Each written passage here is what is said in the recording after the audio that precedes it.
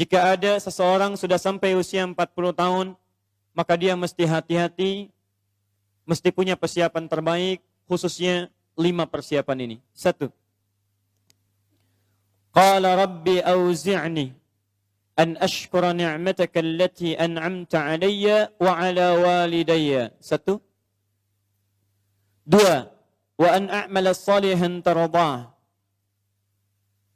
Sudah? 3. Awas hati-hati, saya langsung cepat, langsung mau ke ujung. Wa aslih li fi dhurriyyati. 4. Inni tubtu ilaik. Dan 5. Minal muslimin. 5 hal.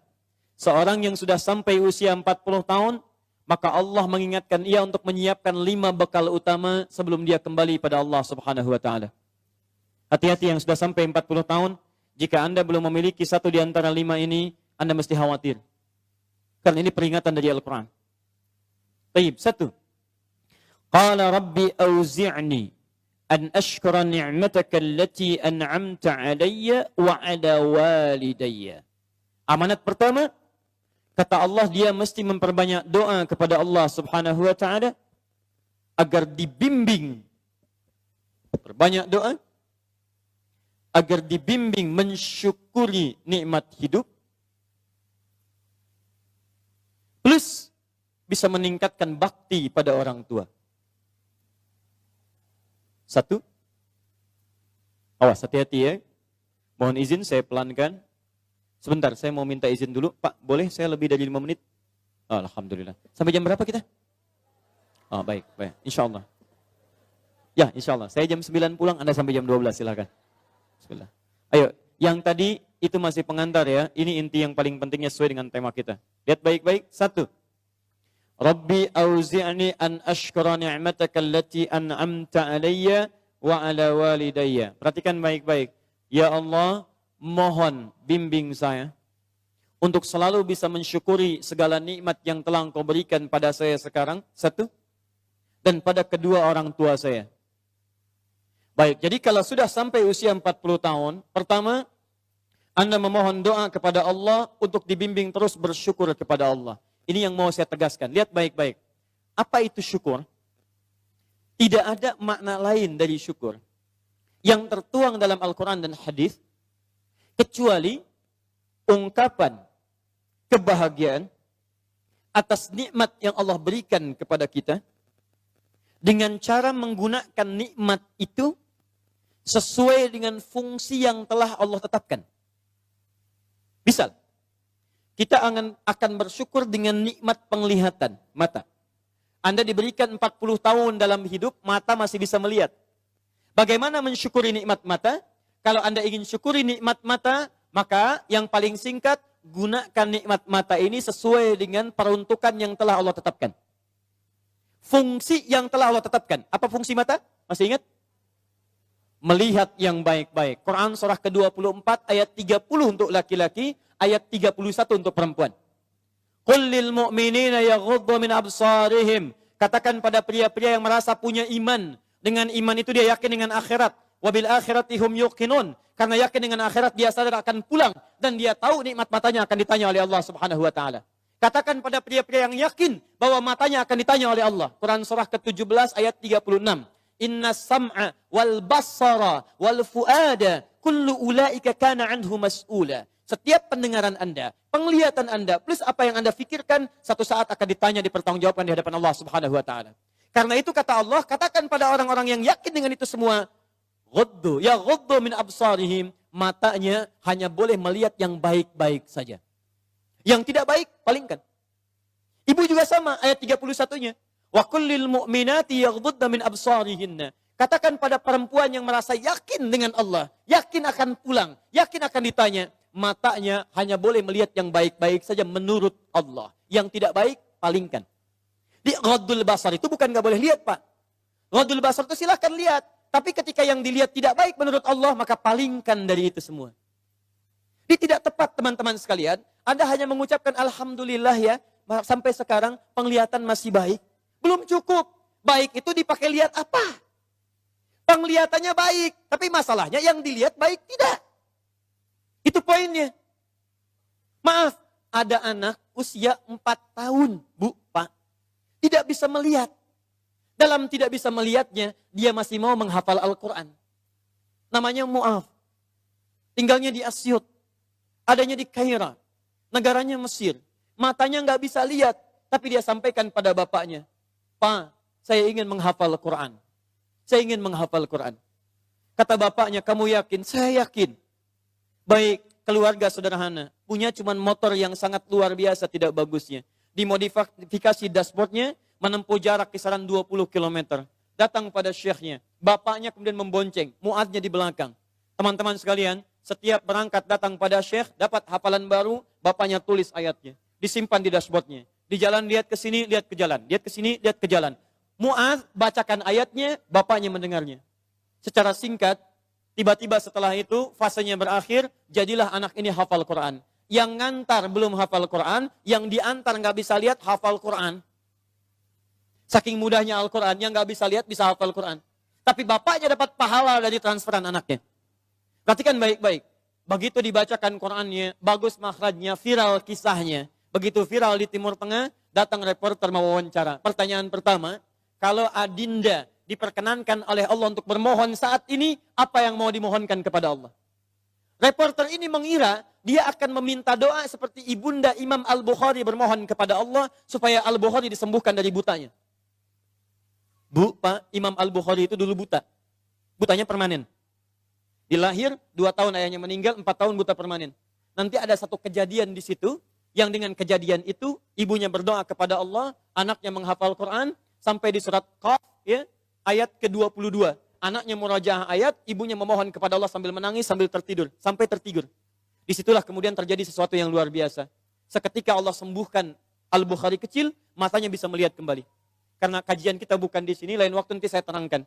Anda yang punya kitab Fathul Bari, Syarah Sahih Al-Bukhari, beli jilid pertama, kitab Muqaddimah, halaman 634, paling kiri, paragraf yang ketiga, baris 1 sampai dengan 9. Anda temukan kisahnya. Nah, reporter ini mengira, ini Mu'adz akan minta kepada Allah seperti Al-Bukhari kecil memohon kepada Allah, matanya bisa melihat lagi. Ternyata lihat baik-baik. Kalau saya diperkenankan bermohon kepada Allah dan permohonan saya dikabulkan, maka pertama, saya akan mohon kepada Allah untuk tetap membutakan mata saya sampai dengan kiamat. Ya Rabb, mohon butakan mata saya sampai kiamat. Karena dengan buta mata ini saya bisa menghafal Quran. Saya takut ya Allah, kalau saya melihat lagi, mata saya melihat maksiat dan hilang Quran dari hafalan saya. Anda bisa bayangkan, anak kecil 4 tahun, mata nggak bisa lihat, digunakan menghafal Quran. Dan dia takut kalau melihat matanya dipakai maksiat. Antum dikasih 40 tahun. 40 tahun. Lebih daripada 4 tahun. Lebih dari 14 tahun. Anda sampai 40 tahun. Dipakai mata. Dipakai apa mata Anda sampai dengan hari ini? Berapa maksiat yang telah Anda kumpulkan dari mata Anda itu? Mungkin wajar. Jangankan hafal. Baca masih sulit. Lihat mushaf masih enggan. Membaca masih susah. Kalau Anda sulit berhadapan dengan Al-Quran dalam pandangan Anda, tanyakan pada diri Anda, dipakai maksiat apa mata ini selama ini? Makanya ulama mengatakan, kalau mata Anda sulit melihat mushaf, jangan dulu dibaca. Bawa mushaf yang paling besar, simpan di ruang tengah Anda, bangun malam-malam jam 2, gak usah dibaca. Lihat mushaf, lalu sampaikan pada diri Anda, ya Allah, dosa apa, maksiat apa mata saya sampai lihat mushaf pun gak bisa. Anda mesti hati-hati. Dan Anda berlomba dengan itu. Demi Allah saya katakan, saya kunjungi beberapa tempat di Indonesia. Dan luar biasa. Anak-anak sekarang 4 tahun, 5 tahun, 6 tahun sudah berlomba menghafal Quran. Saya dapat kunjungan anak dari Bali kemarin, Bu. Dari Bali datang. Anak TK. Usia 4 tahun mau 5 tahun. Datang dari Bali ke Masjid Al-Ihsan di Bekasi. Hanya untuk menyetorkan hafalan surah Abasa. Abasa wa tawalla anja'ahul a'ma. Hanya menyetorkan surah Abasa. Datang dari Bali jauh-jauh ke Masjid Al-Ihsan ke Bekasi. Anak 4 tahun. Antum diberikan 40 tahun. Lebih daripada itu. Untuk baca saja masih belum punya waktu. Anda butuh berapa tahun lagi? Anda mesti hati-hati. Dan hebatnya, Anda yakin akan pulang. Anda yakin akan meninggal. Ya, Anda itu, saya bingung saya. Urusan dunia Anda cari-cari. Berangkat gelap, pulang gelap. Tapi Anda yakin akan ditinggalkan. Anda punya uang, Anda beli mobil. Tapi Anda tahu mobil itu akan dipakai. Mobil itu akan ditinggalkan. Anda punya uang bikin rumah bagus-bagus, luas-luas, mewah-mewah. Tapi Anda sadar akan meninggal, itu akan ditinggalkan. Meninggal dunia, semua dunia ditinggalkan. Pertanyaan saya, apa yang Anda bawa pulang saat kembali kepada Allah? Mu'adz belum selesai. Perhatikan bagian kedua. Dan ini bagian penutup dari kalimat Mu'adz. Wallahi, kalau saya diperkenankan memohon kepada Allah dan dikabulkan doa saya sekarang, maka saya mohon kepada Allah yang kedua. Lihat permohonannya. Saat saya kembali kepada Allah di hari kiamat, saya berhadapan dengan Allah tanpa ditemani siapapun. Tidak ada ayah saya yang biasa mengantar saya untuk hafalan Quran. Tidak ada ibu yang melahirkan saya. Tidak ada kakak dan adik saya. Saya akan berhadapan dengan Allah sendirian. Tangan saya gemetar. Kaki saya gemetar. Dan saya akan katakan di hadapan Allah pada saat itu, Ya Rab, Ya Rab, khaffif Ya Rab hisabi. Ya Allah, mohon ringankan hisab saya saat ini ya Allah. Saya sudah berusaha menghafal Quran. Saya sudah bisa datang ke sini membawa hafalan Quran. Kalau dengan semua bekal itu belum layak mendapatkan ridhamu untuk masuk ke surga, mohon kurangi hukuman saya di neraka. Anak 4 tahun, dia belum baligh, mata buta, dia berusaha menghafal Quran. Dia masih berkata, kalau saya di hari kiamat kurang bekal ya Allah, saya sudah mencoba menghafal Quran. Tolong kurangi siksaan saya kalaupun saya masih disiksa dengan Quran yang telah saya bawa ini. Pertanyaan saya, Anda yang diberikan 40 tahun sampai dengan hari ini, berapa bekal yang sudah Anda kumpulkan? Dia belum balik, Anda sudah lewat balik. Maka satu saya katakan, itu baru mata Bu, Pak. Belum telinga. Dipakai apa telinga antum? Sehingga sulit mendengar adzan. Sehingga sulit merespon. Orang belum adzan, sudah ke masjid. Antum sudah komat, gak ke masjid, ke masjid. Yang hebatnya luar biasa, ini rumah antum di sini. Ini masjidnya, Masya Allah. Speaker masjid spesial ke rumah antum begini. Jaraknya gak terlampau jauh. Sepeda ada, motor ada, mobil punya, banyak ragamnya. Orang gak punya sepeda, cuman punya kaki bisa ke masjid. Jarak 1 kilo. Antum cuman 10 meter. Sepeda ada, motor ada, mobil ada. Belum menyentuh Anda untuk ke masjid. Anda butuh pendengaran seperti apa lagi? Butuh kaki bagaimana lagi? Karena itu bertakwalah kepada Allah Subhanahu wa taala. Kalau Anda mengaku ingin bersyukur, syukur itu bukan mengucapkan alhamdulillah saja, tidak. Alhamdulillah itu butuh pembuktian. Alhamdulillah itu komitmen. Setiap komitmen butuh pembuktian. Cinta itu komitmen. Cinta butuh pembuktian. Buktinya pernikahan. Makanya para akhwat yang belum menikah, jangan mau dikatakan dengan kata-kata angin surga. Sayang, namamu sudah tertulis di hatiku. Katakan, saya tidak mau tulis di hati, tulis di buku nikah.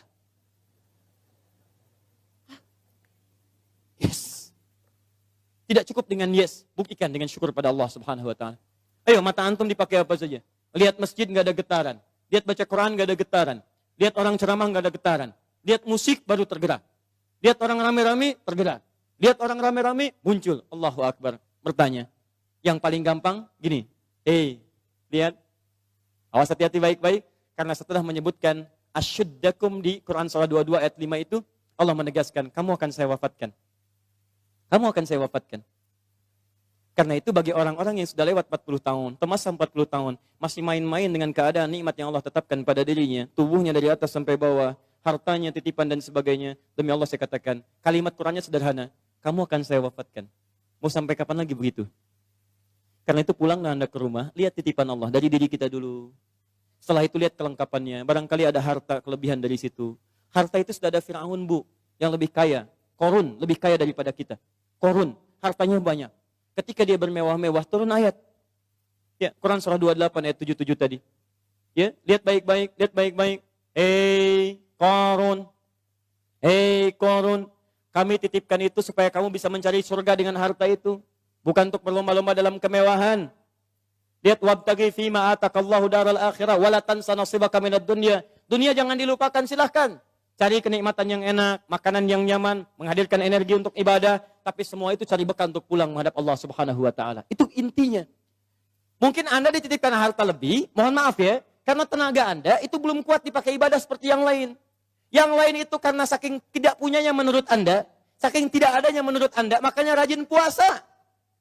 Jangankan Senin, Kamis dikejar. Jangankan Senin, Kamis, ayamul bid diburu. Jangankan ayamul bid, puasa Daud diikuti, saking nggak adanya. Antum itu tahajud sudah susah. Senin Kamis nunggunya Ramadan saja. Masya Allah. Makanya dikasih kelebihan oleh Allah. Supaya Anda dengan itu ada zakat lebih. Ada infak lebih. Ada sedekah lebih. Itulah surga yang bisa kita raih. Dicontohkan kemudian ada Utsman bin Affan radhiyallahu ta'ala anhu. Ada Abdurrahman bin Auf radhiyallahu ta'ala anhu. Ada Abu Bakar As-Siddiq. Bagaimana mereka menggunakan hartanya dalam kebaikan. Turun peringatan alhaakumut takatsur. Hatta zurtumul maqabir. Hei, yang masih lalai dengan harta benda, kamu itu akan mengunjungi kuburan. Hei yang sering mengunjungi tempat-tempat wisata, hei yang sering tamasya, hei yang sering pergi ke negara-negara lain, hei, satu saat kamu akan mengunjungi kuburan. Hei yang pergi ke Amerika sudah menyiapkan bekal, hei yang sudah pergi ke Kanada menyiapkan bekal, hei yang sudah jalan-jalan ke tempat-tempat indah menyiapkan bekal. Bekal apa yang kamu siapkan untuk kuburan kamu? Itu yang harus dilihat. Itu poinnya. Jadi kalau anak kecil saja paham, masa antum yang lebih 40 tahun gak paham dengan ini? Syukur. Ayo pulang, lihat kedudukan, pengetahuan. Hei para ustadz, hei yang para pengajar, apa masih mau mencari amplop saat mengajar? Apa masih mau mencari popularitas saat mengajar? Apa hanya memperdulikan jamaah banyak saja saat mengajar? Kamu itu akan wafat dan kamu termasuk golongan yang ditanya oleh Allah Subhanahu wa taala. Mau sampai kapan ribut-ribut? Mau sampai kapan saling mencela? Mau sampai kapan merasa diri paling benar? Mau sampai kapan gila popularitas? Mau sampai kapan mencari amplop? Kamu akan wafat hatta zurtumul maqabir. Dan kamu yang dihisab pertama kali dalam kalangan oleh Allah Subhanahu wa taala. Hei orang-orang yang punya kedudukan, kami akan tukar kedudukan, kamu sekarang di atas, besok kamu akan berpulang. Quran surah 3 ayat ke-28, 26 sampai 28. 26-nya sampai 27-nya. Qulillahumma malikal mulki, tu'til mulka man tasha, wa tanzi'ul mulka mimman tasha. Hei mengaku punya kedudukan, hei yang berlomba-lomba dalam kampanye. Kampanye apa yang mau kamu raih? Saat kamu ada di atas, saya wafatkan apa yang sudah kamu siapkan kembali pada Allah Subhanahu wa taala. Kembali. Syukur. Lihat, ini baru bagian pertama, baru setengah dari nomor 1. Keduanya, ini yang paling hebat. Awas hati-hati betul ya. Allah menyandingkan nikmat syukur dalam diri kita dengan bagian kelengkapan kedua, yang ini. Awas, lihat baik-baik, perhatikan baik-baik ya. Fokus betul. Mudah bagi Allah untuk mengatakan kalimat ini. Misal, di luar Quran. Rabbi auzi'ni an ashkura ni'mataka allati an'amta alayya. Cukup. Tapi kenapa muncul kalimat walidayya? Bagi kedua orang tua. Karena ternyata Masya Allah, Allah memberikan isyarat tajam di ayat ini dan didetilkan di ayat-ayat yang lainnya. Karena ternyata Anda bisa tegak 40 tahun. Bisa sukses dalam kehidupan. Bisa kuat nalar Anda dalam pendidikan, kepintaran dan sebagainya. Ternyata Anda tidak berdiri sendiri. Ada yang memberikan asinya kepada Anda. Ada yang memberikan peluh keringatnya untuk kesuksesan Anda. Ada yang memberikan topangan bahunya, tangannya, kakinya untuk kehebatan Anda. Ada yang menghilangkan waktu malamnya untuk menjaga Anda. Ada yang menghilangkan malunya untuk bisa menjaga kenyamanan Anda. Siapa dia? Orang tua. Antum pernah dengar kisah Nabi Ismail? Ibu kenal Nabi Ismail? Kenal di mana? Siapa ibundanya Nabi Ismail? Sayyidah Hajar. Pertanyaan siapa? Pertanyaan saya, yang mencari air siapa? Hajar. Dari mana? Safa. Kemana? Marwah. Aktivitasnya disebut apa? Apa itu sa'i? Bukan, tidak usah mengarang. Sa'i bukan lari-lari kecil. Bukan. Asal katanya sa'i itu dari kata sa'ayas'a, usaha yang sangat serius. Gak pakai oh. Serius. Sungguh-sungguh. Very serious. Sangat sungguh-sungguh. Jadi mohon maaf, usaha yang sangat serius, sungguh-sungguh disebut dengan sa'ayas as-sa'yan. Kenapa sa'i disebut sa'i? Untuk memberikan kesan kepada kita. Ada seorang ibu yang sangat serius berjuang untuk anaknya. Dia naik ke sofa. Kenapa disebut sofa? Dari kata tasfiyah. Menyaring yang kotor-kotor, muncul yang baik-baik. Dia punya prasangka baik kepada Allah. Gak mungkin Allah menepikan saya. Gak mungkin Allah meninggalkan saya. Dia naik ke atas untuk menuju harapan tertinggi, marwah. Marwah puncak harapan yang ingin diraih. Dia jalan mencari air. Begitu turun, dia lihat di tengah-tengah seperti ada oase. Dia berjalan cepat, setengah berlari. Begitu sampai dekat-dekat, dia lihat kayaknya bukan. Dia teruskan, oh ini mungkin oase. Naik ke atas, ternyata bukan. Turun lagi, cari lagi. Naik lagi, turun lagi. Naik lagi, turun lagi. Sampai 7 kali bolak-balik. Safa ke Marwah, 1. Marwah ke Safa, 2. Safa ke Marwah, 3. Dari Safa, berhenti di Marwah. Perhatikan. Yang cari air siapa? Ibunya. Yang dapat air siapa? Tiba-tiba setelah sampai di Marwah, anaknya bergerak. Tis. Begitu menghunjam kakinya ke tanah, tiba-tiba air keluar. Datang ibunya, kata ibunya, zam. Ada zam, ada ijma. Kalau ijma, kumpul. Kalau zam artinya zam, kumpul jangan berhenti. Kumpul jangan berhenti. Sampai sekarang disebut zam, sampai sekarang tidak pernah berhenti. Pertanyaan saya, apakah Ismail ketika didudukan oleh ibunya, didiamkan itu, dan ibu mencari air, dia tidak bergerak-gerak? Saya tanya pada semua orang ibu yang ada di sini.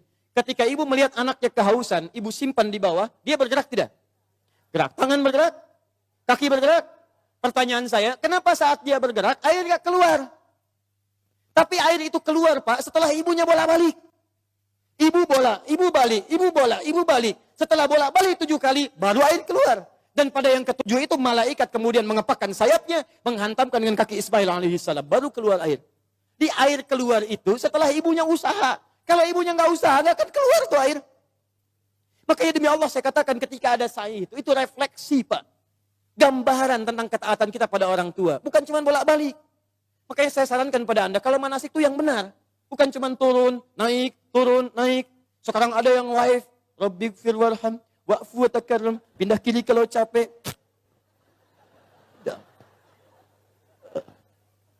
Itu ngapain? Keluar uang banyak-banyak, tenaga juga luar biasa, waktu diluangkan panjang, nyampe sana, gak ada yang berguna. Kenapa tidak kita pelajari isinya? Yang berangkat dengan orang tua gandeng tangannya. Rekatkan dirinya, rasakan. Saat itulah perjuangan orang tua antum bagaimana mendidik sejak kecil. Gandeng minta sama Allah, ya Allah sayang ibu saya. Makanya kalimatnya Rabbighfir warham. Ya Allah ampuni saya, ya Allah. Ampuni dosa ibu saya, ya Allah. Sayang ibu saya, ya Allah. Sayang ayah saya, ya Allah. Saya bisa kesini karena dari perawatan ibu saya, ya Allah. Yang mengandung saya 9 bulan, ya Allah. Yang berjuang dengan kematian dalam kelahirannya, ya Allah. Ayah saya, ya Rabb. Yang sampai saat ini tidak bisa menampingi saya, ya Allah. Dia telah wafat, ya Rabb. Tapi dengan keringatnya, ya Allah. Dia merawat saya. Dia memastikan saya baik. Dia memastikan saya bahagia. Saya tidak bisa membalas dosa jasanya, ya Allah. Mohon berikan ampunan, ya Allah. Mohon berikan kasih sayang dalam kuburnya, ya Allah. Ya Allah, ya Rabb. Minta. Makanya ketika Anda usia 40 tahun, Allah kembali menyentuh jiwa Anda. Hei, yang merasa kaya, mungkin usia Anda itu sudah lewat 40 tahun. Anda merasa kaya luar biasa. Jangan bangga dulu dengan kekayaan. Karena mungkin kerja keras Anda itu cuma 30% di mata Allah Subhanahu wa Ta'ala. 70%-nya, tuh ibu Anda yang bangun pertengahan malam. Menangis di keheningan malam. Ya Allah, mohon jadikan anak saya berhasil, ya Allah. Sukses, ya Rabb. Jangan sampai tempat tidurnya seperti tempat tidur saya sekarang, ya Allah. Jangan sampai makannya seperti makan saya sekarang, ya Allah. Tuh Bapak Anda, yang sekarang anak-anak tinggal di kantor yang ber-AC. Mobil yang bagus, yang luar biasa. Bapak Anda yang bawa cangkul, yang pergi kemudian ke sawahnya, yang pergi ke kebunnya, yang dengan terik panasnya, yang dengan segalanya. Dia katakan kepada Allah, ya Rabb, saya ikhlas, ya Rabb. Saya berusaha, ya Rabb. Tapi tolong jadikan anak saya lebih daripada saya kebaikannya, ya Allah. Jangan jadikan kerja kerasnya seperti saya sekarang, ya Rabb. Jangan jadikan kepintarannya seperti pintarnya saya sekarang, ya Rabb. Lebihkan dari saya, ya Allah. Tenangkan hidupnya, ya Allah. Saya ridha, ya Rabb. Pertanyaan saya setelah Anda lebih mencapai kesuksesan karena kerja keras kedua orang tua itu. Pertanyaan saya, apa yang Anda berikan kepada kedua orang tua? Demi Allah saya katakan, kalau Anda dengan berdoa saja setiap selesai sholat lupa mendoakannya, saya tidak tahu harus menyebut apa diri Anda. Anda nengok saja nggak pernah. Tanya kabar saya tidak menyampaikannya. Ada sesuatu tidak Anda berikan. Bahkan doa pun tidak Anda panjatkan. Lalu siapa sebetulnya Anda? Kemudian Allah kembalikan, hati-hati kalau Anda sudah 40 tahun. Orang tua memberikan yang terbaik untuk Anda, apa yang sudah Anda siapkan untuk orang tua Anda. Tapi hati-hati, awas. Kalau Anda sebagai orang tua tidak mendapatkan gambaran kebaikan dari anak-anaknya, maka Quran kembali membalikkan kepada Anda. Apa yang telah Anda berikan pada anak-anak Anda, sehingga anak Anda jadi seperti itu sekarang. Harusnya seperti Ismail kepada Ibrahim, yang rela bahkan mengorbankan nyawanya, memberikan bagian tenaganya. Ibrahim Nabi, Ibrahim Rasul, Khalilullah, Masya Allah, maaf. Anaknya juga Nabi, anaknya Rasul, dekat dengan Allah. Ibrahim Nabi, Ibrahim Rasul, tinggal di Palestina, sibuk sebagai suami, tapi kasih sayang sebagai seorang ayah, maaf Pak ya, masih sempat meluangkan waktu menengok anaknya di Mekah. Karena itu disebut dengan Ibrahim. Dalam Fathul Qadir, Asy-Syaukani menyebut dari Abun Rahim, Bapak yang punya nilai kasih. Nabi, Rasul, Khalilullah, dekat dengan Allah. Suami pencari nafkah, Rasul punya risalah. Tapi di balik kesibukannya masih jalan dari Palestina ke Mekah. Yang jaraknya pakai mobil, bus, 1 hari 2 malam. Anda Nabi bukan, Rasul bukan. Tidak sedekat Nabi Ibrahim kepada Allah. Maaf, risalah Anda tidak ada. Tidak ada satu ayat turun mengangkat Anda. Surga belum jelas, amalan berantakan, hisab menegangkan. Apa sih yang Anda cari? Berangkat gelap, pulang gelap, semua dunia. Masalah kantor dibawa ke rumah. Anak Anda minta kasih sayang tidak diperhatikan. Masalah kemarahan diluapkan pada keluarga. Anda siapa? Jikalau anak Anda mencari perhatian di luar rumah, jangan salahkan dia. Mungkin Anda yang kurang perhatian. Banting tuh handphone Anda. Bukan anak Anda yang dipukul. Mungkin handphone itu yang menjadikan anak Anda mencari perhatian di luar. Kalau anak Anda ingin mendapatkan pengakuan di luar, bahkan dia tawuran, bahkan dia mencari ini, mencari itu, bayangkan, barangkali dia mencari pengakuan di luar karena di dalam tidak mendapatkan perhatian dan pengakuan dari orang tuanya. Karena itu kalau Anda menemukan anak kurang taat pada orang tua, kata Quran, cek kalimat kedua. Perhatikan. Wa aslih li. Sebelum sampai wa aslih li wa dzurriyyati, saya teruskan dulu ya gini. Ya. Wa an a'mala salihan tarda. Saya ke anak dulu untuk orang tua. Saya lanjutkan dulu yang ini, anak untuk orang tua. Perhatikan baik-baik. Tadi satu syukur, bakti pada orang tua. Bagaimana cara menghadirkan syukur dan bakti pada orang tua? Perhatikan.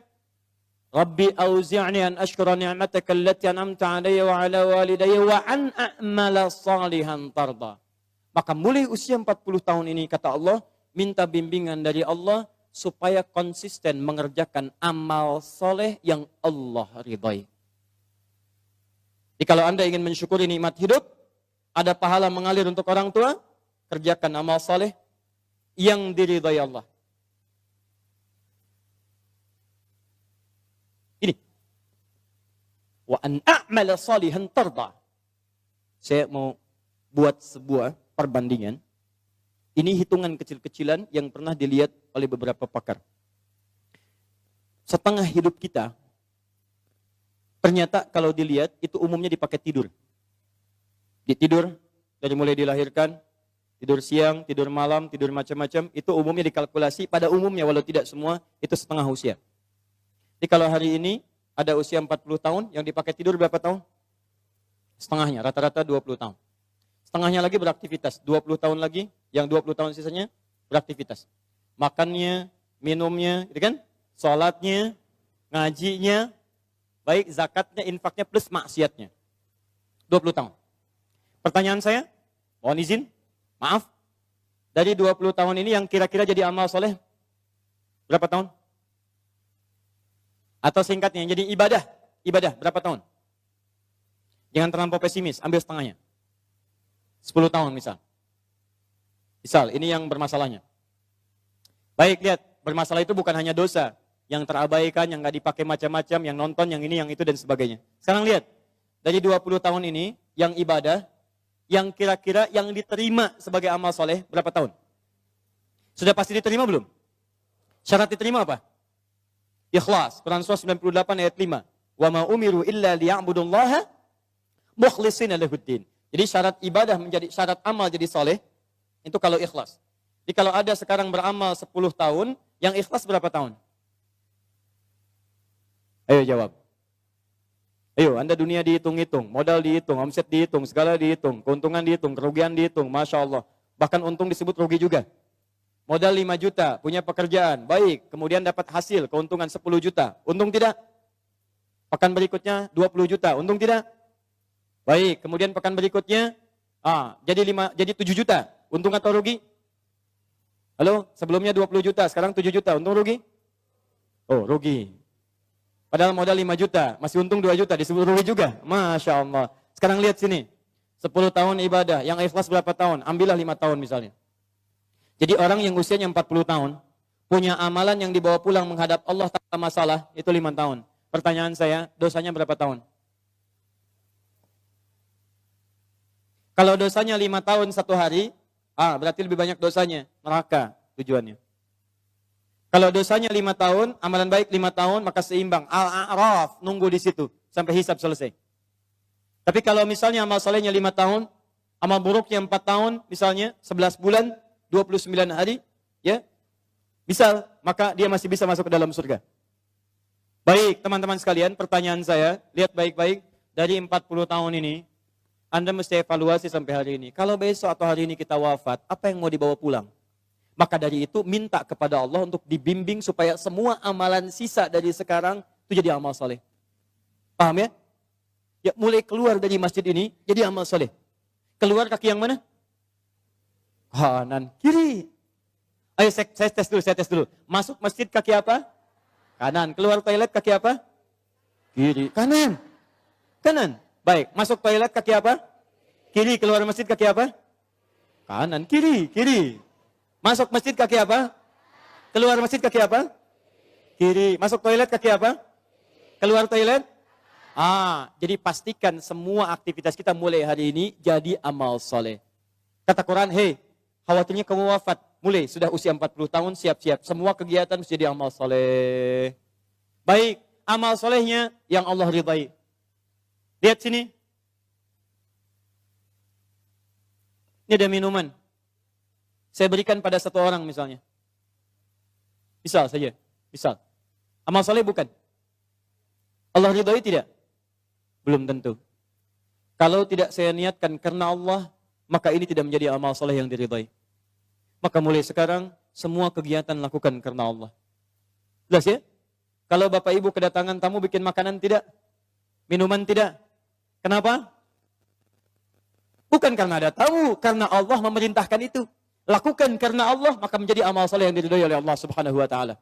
Maaf, ta'lim ini karena Allah bukan? Karena Allah bukan? Karena Allah bukan? Karena ustadznya atau karena Allah? Karena masjidnya atau karena Allah? Baik, kalau ustadznya nggak datang ridho tidak? Alhamdulillah, baik. Lain kali jangan marah sama DKM ya. Kalau ada pengajian ustadz dia tidak datang, jangan marah karena Anda datang ke sini karena Allah bukan karena ustadz.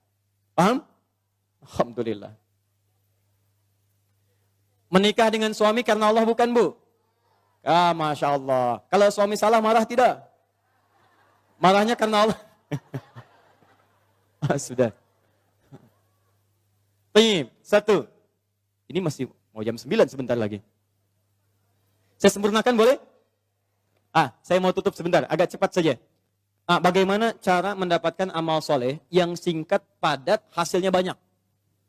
Rumus kedua. Anda kalau ingin beramal soleh, saya mau akhiri, saya punya 5 menit sampai jam 9. Kalau saya ingin beramal soleh dari sekarang, caranya singkat, padat, tapi hasilnya banyak. Bagaimana caranya? Satu, wa aslih li fi dzurniyyati. Ibu mesti memanfaatkan anak-anak keturunan, didik mereka dengan didikan yang menjadikan mereka soleh. Didik anak cucu keturunan kita jadi baik. Maka walaupun Anda wafat hari ini, kebaikan semua keturunan itu akan berpahala untuk Anda seluruhnya. Misal, maaf ya, misal. Salat amal soleh bukan? Baca Quran amal soleh bukan? Menghafal Quran amal soleh bukan?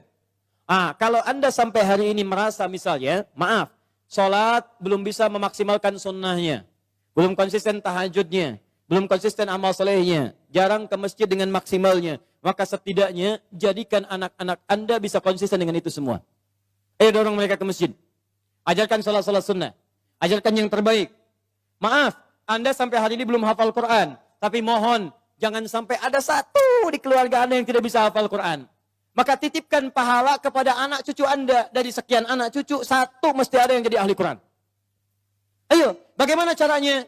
Cek lagi di mana Anda sekolahkan mereka. Katanya mau jadi ahli salat. Katanya mau jadi ahli Quran. Tapi Anda sekolahkan di tempat yang tidak pernah mengajarkan salat. Ya tidak nyambung. Anda sekolahkan di tempat yang tidak mengajarkan Quran. Ya nggak ada pahala buat Anda. Makanya kalau Anda berdoa dengan ayat ini, wa aslih li fi dzurriyyati, Anda mesti lihat lagi. Ayo kirimkan mereka pada tempat menghafal Quran. Kirimkan mereka pada tempat-tempat mengajarkan agama yang baik. Didik mereka dengan kebaikan. Ketika Anda wafat, maka semua yang keluar dari anak-anak itu, sepanjang karena didikan dan peran Anda, mengalir pahala untuk Anda. Contoh ya, ibu belum bisa bimbing baca Quran, carikan guru untuk mengajar anak Anda baca Quran. Begitu bisa baca, ibu dapat bagian pahala setiap hurufnya. At-Tirmidzi nomor hadis 2910. Man qara'a harfan min kitabillahi falahu asyru hasanat. Siapa yang baca Quran setiap hurufnya 10 kebaikan. Begitu anaknya baca dapat 10 dia. Misal alif lam mim. Berapa huruf? Berapa kebaikan? 30. Begitu dia baca alif lam mim dia dapat 30. Ibu yang fasilitasi plus ustadz yang mengajar, berlaku hadis riwayat Muslim. Hadis 1893. Lihat baik-baik. Man dalla ala khairin falahu ajruhu mithla ajri fa'ilih min ghairi an yankusa min ardi syai'. Siapa yang menunjukkan fasilitasi pada kebaikan dapat pahala yang sama dengan yang mengerjakan tanpa dikurangi sedikit pun. Ibu meninggal sekarang misalnya, Anak jadi ahli Quran, baca Quran. Setiap dia baca Quran, sepanjang Quran masih ada, anak masih hidup, setiap pahalanya mengalir untuk ibu. Walaupun ibu sudah tidak ada. Idza matal insanu inqata syairu amali. Ketika seorang manusia meninggal terputus semua amalnya. Illa min talas, kecuali 3 hal. Awas, sedekatin jariyah, sedekah jariyah. Sedekah jariyah itu sedekah kebaikan yang jariyah, pahalanya mengalir. Ibu punya modal berapa? 50.000, beli mushaf, simpan di Masjid Raya Pondok Indah. Simpan. Begitu ada yang orang baca Quran, modal cuma 50.000. Setiap dibaca, pahala mengalir untuk ibu. Ibu meninggal, mushaf pasti dibaca, pahala mengalir untuk ibu. Mengalir. Setiap hurufnya 10 kebaikan. Dan saya katakan, hampir mustahil ada orang baca Quran, cuma sehuruf, mustahil. Nun. Sudah dulu, nggak ada. Punya si Fulan, pengen banyak pahala. Hari ini 10 aja ya. Masya Allah. Nggak ada, Bu. Pak, nggak ada. Minimal 19 huruf. Bismillahirrahmanirrahim. 19 huruf. 190 kebaikan. Apa ibu nggak mau dapat transferan itu, Bu? Pak. Kalau nggak percaya silakan. Meninggal dulu, ntar baru tahu. Awas, hati-hati. Kita nggak bisa milih, Bu. Kita nggak bisa milih. Anda bisa duluan, saya belakangan. Bisa. Atau bisa dibalik. Bisa, Bu. Bisa. Ya, silakan. Saya belakangan, Anda duluan. Atau Anda duluan, ya, atau saya duluan setelah Anda. Bisa. Jadi semua kemungkinan ada. Betul, semua kemungkinan ada. Kita nggak bisa milih. Tapi masalahnya ketika kita pulang, ada nggak bekal yang dibawa? Ayo rencanakan dari sekarang. Ya anak-anak dilihat lagi ya. Tidak lucu menurut saya kalau anak kita sekarang ya sulit baca Quran. Cucu tidak ada yang disiapkan, mesti ada. Setiap satu keluarga besar mesti ada satu ahli Quran. Saya kasih rahasia ya. Ini rahasia kedua untuk Anda saja hari ini. Kalau Anda punya anak ahli Quran, ini langsung berita Al-Quran ditegaskan dalam hadis. Dia akan diistimewakan oleh Allah. Masuk surganya, dia akan dihiasi. Quran surah 35 ayat 32 sampai 33. Paling kiri sebelah atas. Yuhallawna fiha min asawir. Jadi begitu mau naik surga, Qurannya bilang Allahumma hallih, ya Allah hiasi dia. Maka dipakaikan kepadanya, fayulbasu ilaihi tajul karamah. Dipakaikan mahkota kehormatan. Begitu dipakaikan, itu bapak ibunya dipanggil. Kalau dia beriman dan mengerjakan amal saleh. Dipanggil, diberikan mahkota tambahan, dipakaikan oleh anaknya di kepala kedua orang tuanya. Di hadapan semua makhluk pada saat itu. Yang sinarnya lebih terang dibandingkan sinar mentari yang masuk ke dalam rumah kita. Kemudian Qurannya mengatakan, Allahumma zid, ya Allah tambahkan. Bedakan dengan fasilitator. Fayulbasu ilaihi libasal karamah. Maka dipakaikan jubah kehormatan. Setelah dia pakai itu digandeng kedua orang tuanya, bahkan dengan kerabat-kerabatnya. Dia pimpin masuk ke dalam surga keluarganya. Maka adalah Quran surah ke-52 ayat 21. Walladzina amanu wattaba'athum dzurriyyatuhum biimanin alhaqna bihim dzurriyyatahum. Orang tua yang beriman, anaknya beriman, semua beramal soleh, kami akan jadikan semua masuk surga beriringan. Makanya doa para penghafal Quran, salah satunya bisa membawa keluarganya masuk surga bersama-sama. Nanti dijawab di Quran surah 13 ayat 23 sampai 24. Nih. Jannatu adnin yadkhulunaha. Dia akan masuk ke surga Aden paling minimal. Begitu masuk, waman salaha min abaihim. Bapak-bapaknya, ayah-ayahnya, ibunya yang soleh ditarik oleh dia. Wa azwajihim, pasangan-pasangannya. Jadi kalau istri yang hafal Quran, suami ditarik sepanjang dia soleh. Kalau suami yang hafal Quran, istri ditarik. Wa dzurriyyatihim, dan anak-anak cucunya. Di bapak, ibu, mertua, suami, istri, semua keturunan diajak masuk surga dipimpin oleh penghafal Quran ini. Tiba-tiba datang malaikat. Wal malaikatu yadkhuluna min kulli babin. Para malaikat datang dari setiap pintu memberikan selamat kepada rombongan ini. Maka mereka berkata, "Salamun alaikum bima sabaratum." Selamat, selamat. Bisa masuk surga. Dan Anda sabar saat di dunia.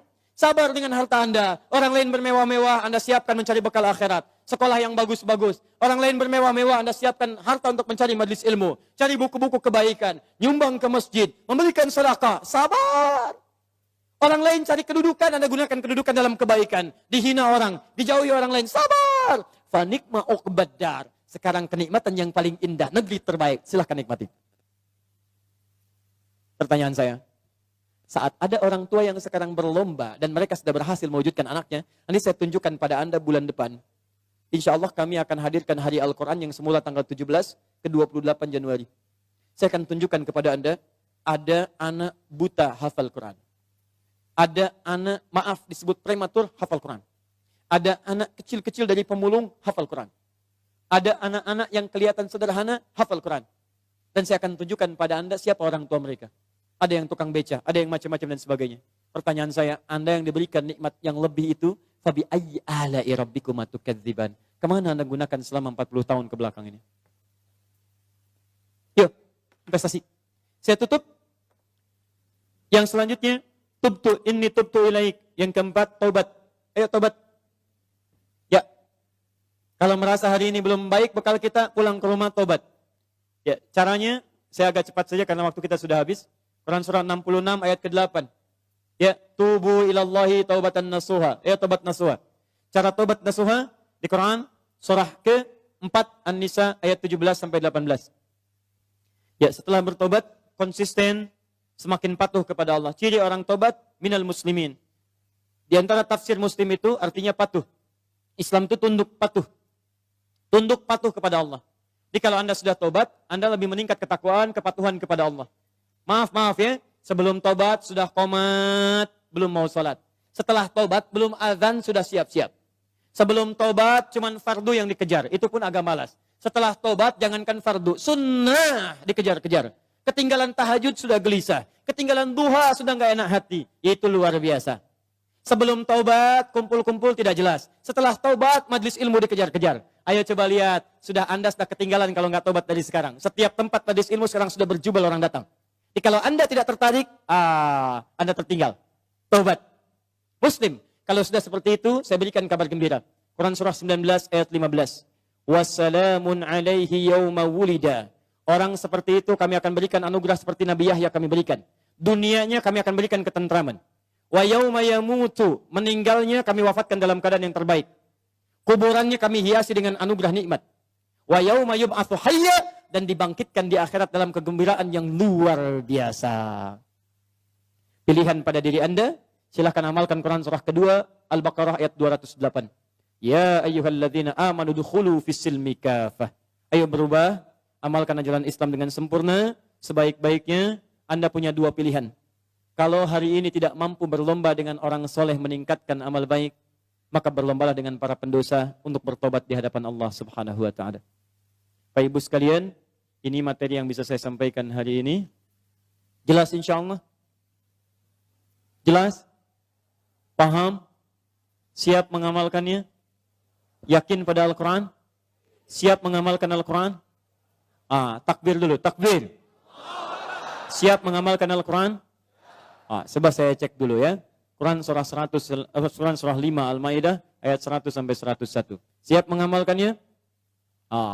Ya ayyuhalladzina amanu la tas'alu an asya'a in tubda lakum tasu'kum. Hei orang-orang yang masih merasa punya iman, kalau uraian sudah jelas disampaikan, maka jangan banyak ditanyakan. Khawatir banyaknya pertanyaan itu menjadikan yang jelas semakin tidak jelas nantinya. Baik. Yakin dengan Al-Quran? Jelas penyampaian saya?